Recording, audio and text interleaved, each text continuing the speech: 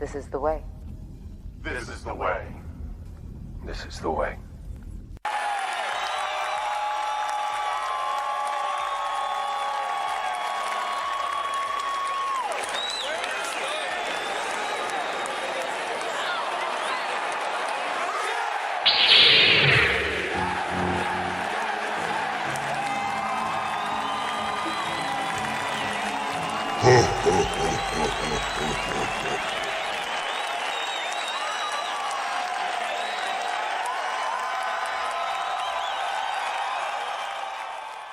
Jedi. Not by a long shot. But I've been a part of that journey. A journey built on teamwork, on determination, on hope. In a land of giants, hope ignites in blue. With a legend from the past, who could spark a new generation. Green brings a wisdom, vital in the trenches of battle, against all odds. They must give everything they've got.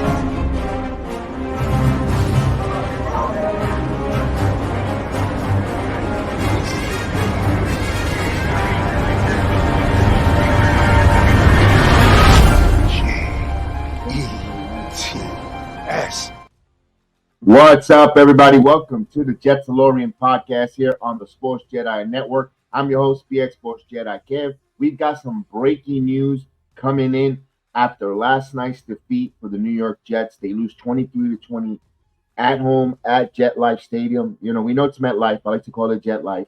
Although, my goodness, the Jets this season hasn't shown, or even since the existing of MetLife Stadium, a home field advantage. They go in defeat, but the breaking news, Davante Adams, the trade is finalized. The Jets bring in a blockbuster move, a familiar target for Aaron Rodgers. I ask the question here, is this Jet fuel for the season, or does it reek of desperation for the New York Jets? We'll talk about that. Let's get right into it. I wanted to talk about the Jet game last night against the Bills. Seeing the interim head coach, Jeff Obrecht, you see definitely a different change in the offensive scheme on the Downings. I got to see them spreading the football. I got them seeing better play calling, more aggressively in a positive way. I thought they used Breece Hall much better, much greater, putting him in better positions. Got some offensive linemen moving around, blocking. Although Tyrone Smith had a terrible game, a couple holding. Yes, there's a lot of bad penalties on the team, preempted mistakes. You can't make that in any game. I don't care if the officiating was horrendous, because there was a couple roughing the passer calls for both teams that were questionable, for Buffalo as well for New York. It wasn't a crisp game for the officiating. I can't blame that on the officials. When your kicker at home doinks 2 kicks, he misses 2 kicks. There was 4 missed kicks throughout the whole game, 2 for each team. You have to overcome that. Good teams tend to win those games. Bad teams tend to lose or shoot themselves in the foot. Watching that game, what I got out of this was I was a little disappointed in the defensive running attack. The Buffalo Bills came in with a 5th-round rookie, Davis, running back, and pretty much were physical in the first half, in the first quarter, running the football down the Jets' throat. Pretty much the Jets got punched in the mouth with the running game. I felt, there was no proper adjustment with the run stop. We saw a couple guys got hurt. Clark left the game, the safety. You also saw DJ Reed, that I don't believe he finished the game either. A little bit of a concern, is it a bang-up Nick, or is he going to play? We'll find out throughout the week with the injury report if they're going to play against Pittsburgh, that they have another Sunday night game or another primetime game. And what I got out of that, I said, it prompted me to get on board with this question. I think it was they're going to fuel up with Davante Adams on my end.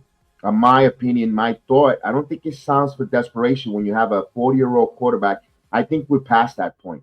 When you went in all in, you didn't draft a quarterback. You didn't want to, you saw a team under Zach Wilson and this group that they had. They are young still in the skill positions in Garrett Wilson. You got Sauce Gardner, Brees Hall. You have a lot of the William brothers. You have a lot of skill or core players that are young. That are part, Jermaine Johnson, he's injured, but he's also a young part of this team. BJ Reed, there's a young group of core players on this Jet team where you needed to bring in players to elevate this team or elevate them to another level. It just hasn't seemed to gotten together for this Jet team. Getting Davante Adams, listen, this is going to be a plus for them. It was animate by Rodgers' comments. If you see the press post game, of course. Normally I don't stay late. I didn't stay late. I saw it earlier this morning, coming back home from work. Heard the post comments from Aaron Rodgers saying, pretty much Mike Williams ran the wrong route. One guy is going. If they both were supposed to be going deep, and one guy was supposed to go to one wide receiver was going deep. The other was supposed to come short or to the sideline. When he saw Williams run the wrong route, he kind of like had to adjust while he was about to throw the ball deep, and kind of made it adjust, and that's why the throw was a little short, Mike Williams. But again, still you got to complete those passes. Mike Williams slipped. I've been a big proponent of Mike Williams to let the training wheels come off and get him target. Obviously, he's not in sync with Rodgers, and I think that preempted the trade. Also, I saw Woody Johnson. Everyone gets on Woody Johnson. Maybe he was prematurely firing Rob Saleh. But he's making the decisions to put the team in the, decisions that are best for the teams. So he's interjecting. He's trying to he sees that this team has a window, a very small window, a slim chance window, and he's trying to make the deal. The Jets will get a Davante Adams with the remaining salary. I believe it's $11.2 million for the season. He has an out. He's scheduled to make $36 million, but although we know that he wants a new contract and extension. That was the big holdout there in Las Vegas for Davante Adams. And do the Jets sign him? It all depends on Rodgers. Could this be a one-year rental and he's gone? It all depends on Aaron Rodgers is returning. What's the direction of the team? How the team finishes off? How this season spirals either upwards for the good or spirals out of control. They're 2-4 right now. Us as Jet fans, we're hoping for the best, but expecting the worst. I hate to say that. I don't want to sound like a negative Joe Beningo Jet hater, but just like he would say, I've been watching this product for many years, and we kind of tend to see a trend. I think this is the reason why we make a trade and bring that Hall of Famer into the building, into Forum Park, is that he's supposed to get us over the hump on a single possession. When last drive of the game, he's that veteran, that wise man, that Jedi to get us over the hump and get us into the end zone and get us a victory, overcome. One thing that I said on the watch along that I did yesterday, I'm gonna say here. Look, it's easy for me to sit here behind this computer, behind this keyboard, in front of this camera, and say, catch the football, Garrett Wilson, especially on that end zone when he got crushed by those two safeties. He just got absolutely walligapped. But I'm going to give you some names. Travis Kelce, Justin Jefferson, Brandon Ayuk.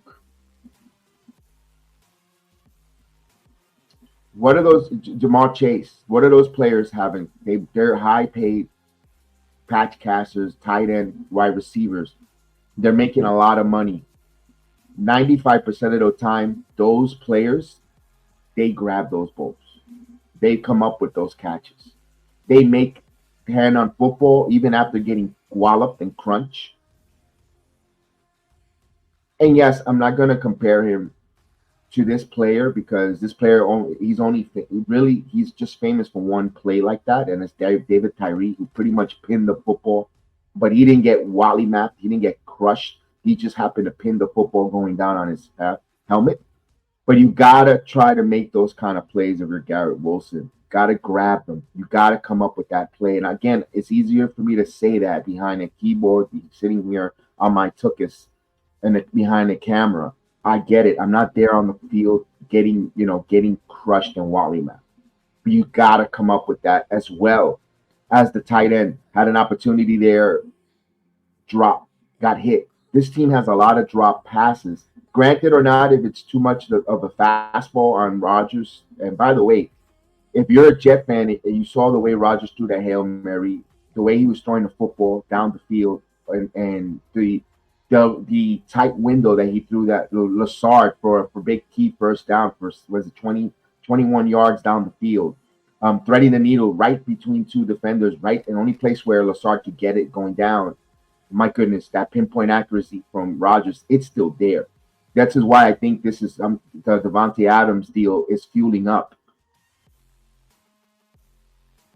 Also, one thing that I thought we were going to be a little struggling. You have to score when you're in the red zone. I believe the Jets only was 1 for 4 in the red zone, and one trip they came up with no points. That was the missed field goal that hit the upright that he just totally whiffed there, especially on that third down when you thought we had a touchdown.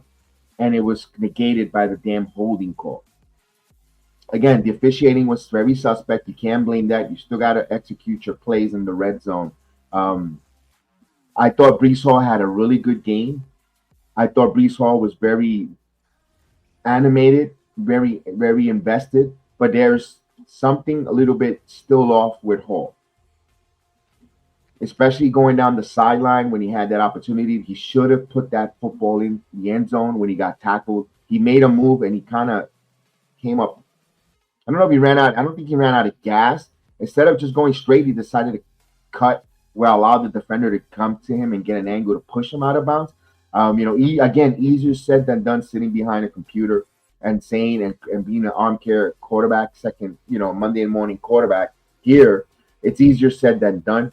I thought, Breece Hall should have had that. And then Breece Hall, on the opening drive of the game, 3rd and 3, Rodgers gives him a good football, only, kind of like back shoulder away. He decides to one-hand catch it, and he drops it. And even Troy Aikman on the broadcast said, why didn't he extend and try to catch with 2 hands? He catches that. We're moving the drive. It's a first down. You're moving. It was the perfect call. Rodgers is throwing the football, executing it. And again, I'm not here to be a Rodgers apologist, but Rodgers is putting the team in position. They just got to come up and execute these plays. He's threading the needle. He's getting the football in places where these receivers have to make the play, have to catch. He's throwing the football. This guy, I'm going to give him the benefit of the doubt. Everyone says he's out there making excuses because everybody wants to run after the quarterback or gaslight the quarterback because he's the big responsibility. He's the leader of the offense there. But if Rodgers is throwing the football in routes and where receivers aren't running the right routes or running in the position where the football is supposed to be, then there's an issue. There's a disconnect.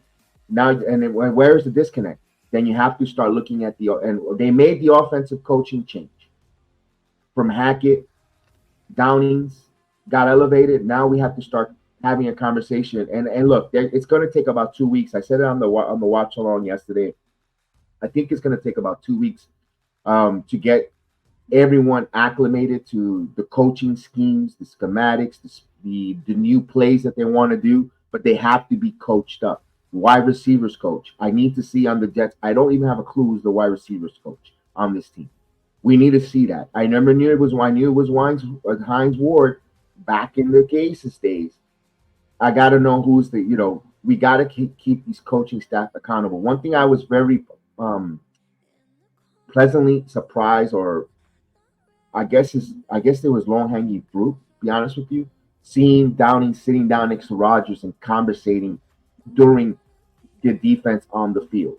those conversations. You didn't see that, although or at least the sideline, the cameras didn't go to that when the Jets played with Nathaniel Hackett and Rob Saleh. All you saw was Rob Saleh sitting there with a deer in the headlights look. And that was very disconcerting, especially when the Jets are playing nationally televised games. We saw Obrecht a little more animated. And again, I'm not saying you have to be the clapper, Jason Garrett on the sideline. No, but you want to show a little bit that you're in the game. You're emotional in a good way, controlled, and I also like to see Downey sitting next to your quarterback and having a conversation. I also would have liked to see Tyrod Taylor sit there. I need to see that offensive group together because it shows me that they're communicating and having these conversations, wanting to get better. Those are the little things. Maybe um, watching it at home, I want to see those things. I also want to see the defense having conversations. Now Obrecht is overseeing the whole operation. That was Obrecht's job, to have a conversation with the defense while Salah was there with the deer in the headlights. That's why the defense played better. I like the fact that Obrecht admitted the defense did not play well. They didn't play their normal par of football game, and I agree. And in these days here, I'm here, or at least today on this Monday, they kind of felt like the offense putting blame on the offense here. I can't put much blame on the offense at all with that. Just other than those passes that were not caught, and of course, you remember the last thing that you're gonna remember the last play was that interception to Mike Williams, and that's gonna stick in your head. I get that because that's the last image you're gonna remember the Jet offense. But I gotta come away with the defense. Clemens, Clemens, if he just pursues, he just made a subtle hesitation that allowed Allen to get the outside and get that first down and ice it. And I'm not going to go too crazy with Clemens because right now, who should be there on the corner, it should be Hassan Reddick. And Hassan Reddick, we saw that he changed his representation now. Drew Rosenhaus, no more CAA. CAA dropped him. The young man is a little irate or confused, or I don't know what's his end game here. Obviously, it looked like CAA was given a bill of goods, or Hassan changed his mind. I don't know what it was. That this trade from the Eagles to the Jets should have not happened. And of course, Douglas is good friends with Harry Roseman. They made the deal, changing some players, making a swap there. I know Brees Huff hasn't been huffing and puffing for Philadelphia either. But just to see Hassan Reddick, who was going to help the Jets be a 3-down player, he was going to play all 3 downs. And the way he runs the pass rush, all that good stuff, just had a change of heart. I don't know what it is. He could still become a Jet, sign whatever deal that they wanted to do, so he could try to recoup his money here. He said no to that. So the Jets said, you know what, fine. If you could find an open trade, a trade partner, we're willing to have that conversation and move you, get you off. That's also a black cloud on this organization, on this team here, because everyone's wondering, is Hassan Reddick, is he coming? Is he going to help us? He's going to boost our defense. Once we know where Hassan Reddick stands with the Jets, either traded or he's going to get his rear end in, now guys could relax, and now you're going to add depth, or now guys have to step up. Although guys should be stepping up regardless if he's in the building or not. You shouldn't be depending on a person in Reddick's case. But what hurt the Jets is the Jermaine Johnson injury. I think you're seeing more Clemens. Keesaw had a bad game with those penalties. He got an unsportsmanlike conduct. Uncharacteristic Jets got to clean up those penalties, and I think that's going to happen. Give it week.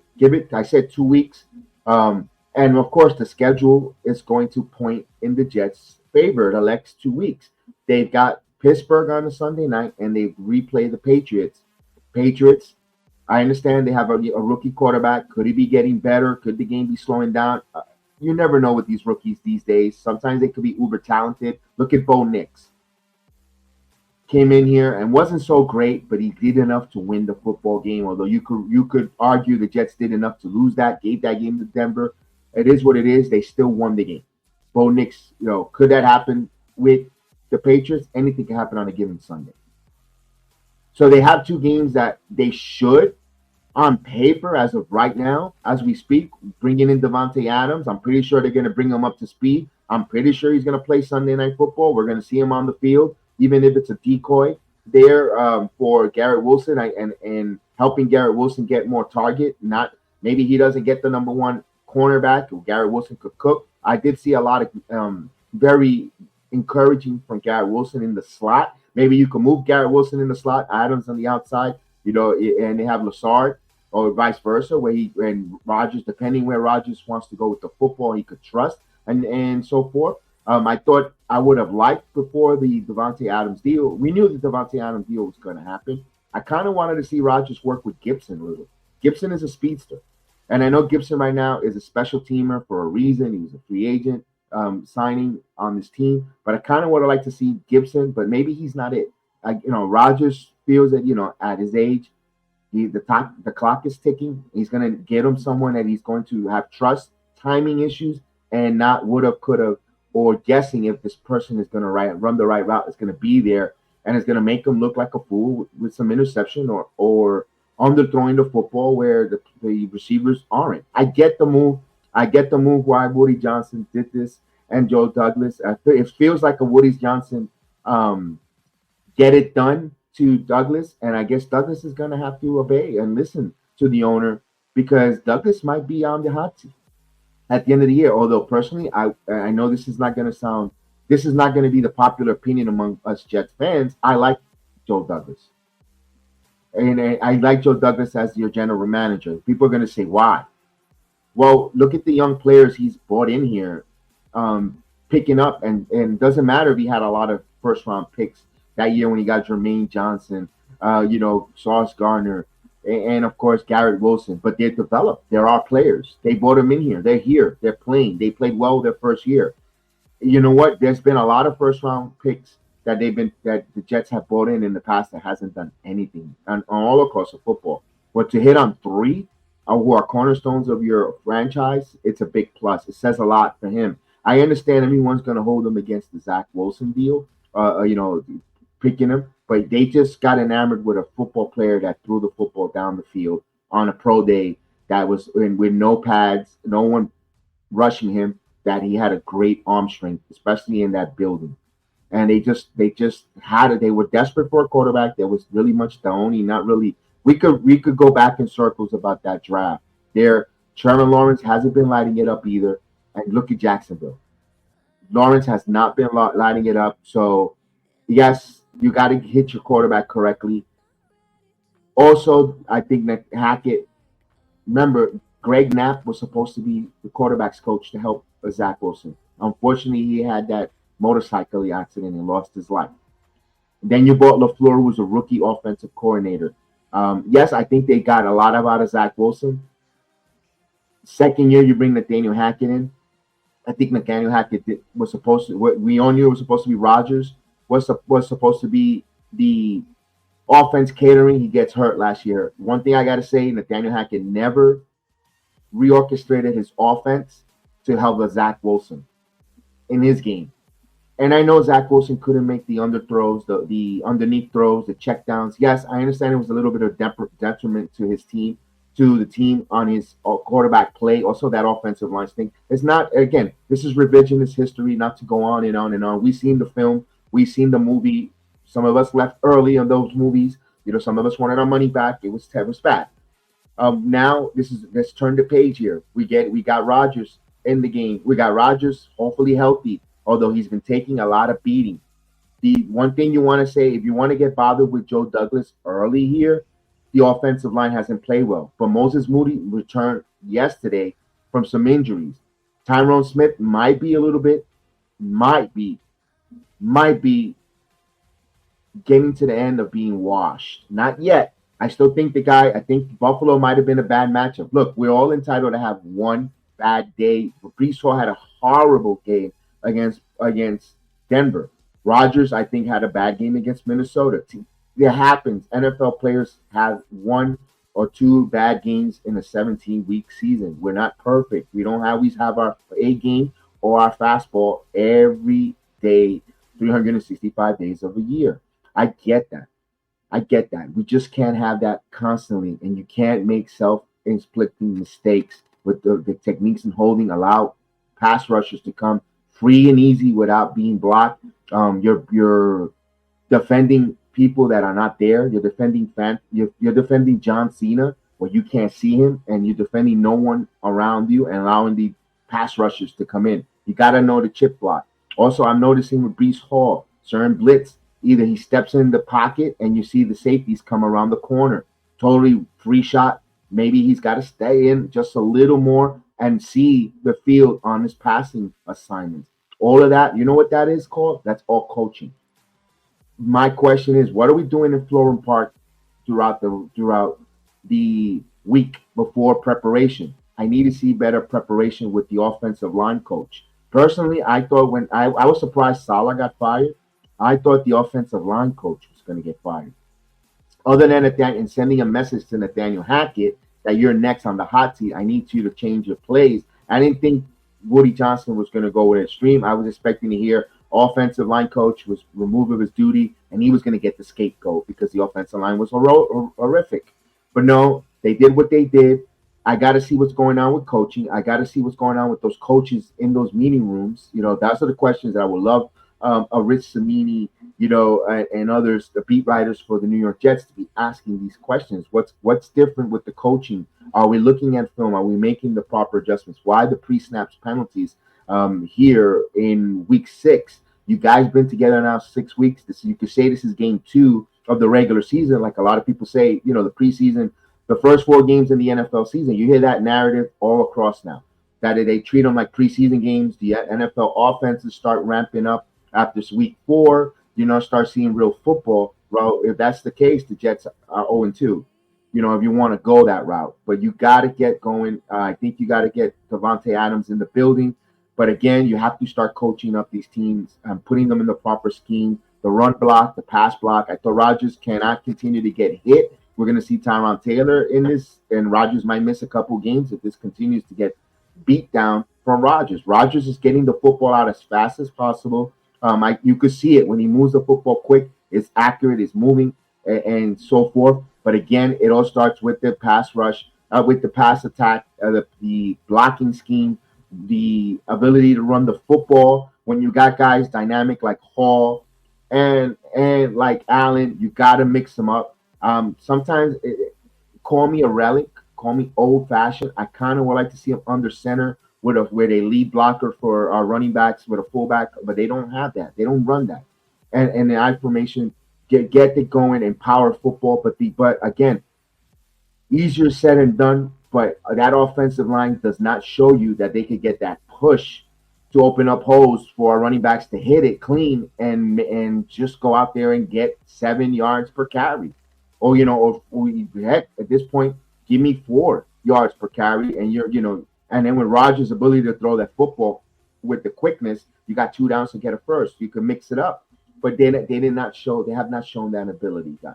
So we'll see now with Davante Adams, they spread the field. They're able to spread the field. Now you can't have your safeties are going to have to try to disguise if they're going to come in on the blitz, if they're going to pass protect, or they're going to run block, run attack. And Rodgers is so savvy of a veteran quarterback, he's got to be able to read that, snip that. But if he's worried about his offensive line and worrying about getting blindsided, crushed by just four rushing, attackers coming in on defense, that's not good. That's a recipe of disaster. So you got to give him insurance that he's going to get protected. You got to give him assurance that he's going to get help and so forth. And with that said, breaking news as we're going on right now. Amari Cooper was traded to the Buffalo Bills. So the Browns moving Amari Cooper to the Bills. Bills react to the Davante Adams deal from the Jets. They make a move. Josh Allen gets a number 1 receiver, and Amari Cooper is heading to the Buffalo Bills. I think that's going to help the pastry chef there in Buffalo. But again, we're talking Jets football, and they react to the Jets getting Davante Adams. Boy, this is going to look like this NFL year. This before you got a couple of weeks before training before trading deadline. I think it's November 3rd, if I'm not mistaken, ladies and gentlemen. There's going to be some moves. There's going to be some great moves there with some wide receivers. Look at the wide receivers are going to be moving. Will Hassan Reddick be on this team before November 3rd? Listen, the quicker it can get done, the better. We'll see. The Jets definitely going to play the Pittsburgh Steelers on Sunday night. We ask you to join us on the watch along. I want to first and foremost, I want to say thank you so much for everyone on the YouTube platform that watched along. This, my goodness, almost 2,700 watching the Jets Bills game last night on my channel, YouTube channel. Appreciate everyone that joined us, all the new faces, all the new watch along. In the chat, you guys were phenomenal. You guys were awesome. Thank you for everyone on the Twitter X. You guys were great. Rumble app, you guys killed it. Over 1,000 on Rumble. Appreciate everyone that watched along with us on Rumble. Twitch, over 50 on the Twitch app. Yes, appreciate that. Thank you. And Facebook, of course, on Truebill, Kick. Thank you, everyone that's listening. Thank you for everyone that's listening to us on Spotify. I wanted to shout out everyone on the Spotify platform, Apple Podcast. Thank you all those that are listening to the JETS-ALORIAN podcast here in Sports Jedi Network channel. Of course, your host BX Sports Jedi Kevin. We do the watch alongs. We are the Don and your only watch along from a fan for the fans and by a fan, because I am a fan of all these teams and I love it. And I just want to watch along and have a conversation with my fellow fans of either the Jets, Knicks, Yankees, New York Rangers, or wrestling, WWE fans, NXT fans. Just want to have that, have that conversation with my fellow fans, have a conversation, see what you see there. What would you do different? Cheer together when we win, and be there for one another when sometimes we lose, or when we react and get shocked when we see what's going to happen in the UFC with a knockout or a submission, or in the wrestling when we get a surprise finish. All that here, that's what the Sports Jedi Network is about. We ask you to join us. We ask you to subscribe to all our different platforms. If you're listening to us or you're in our platform, follow us on the X Machine, Twitter X Machine at BXJedi76. We appreciate everyone. We thank everyone. This is the way, Jet Nation. Hopefully this changes our future, our fortune for the New York Jets. Only time will tell. Again, may the sports be with you. This is BX Sports Jedi Kev saying, see you Sunday, Jet fans. Unless any news happens with Hassan Reddick, I'll jump on if any breaking news happens. But other than that, let's go Jets. This is the way. This is the way. This is the way.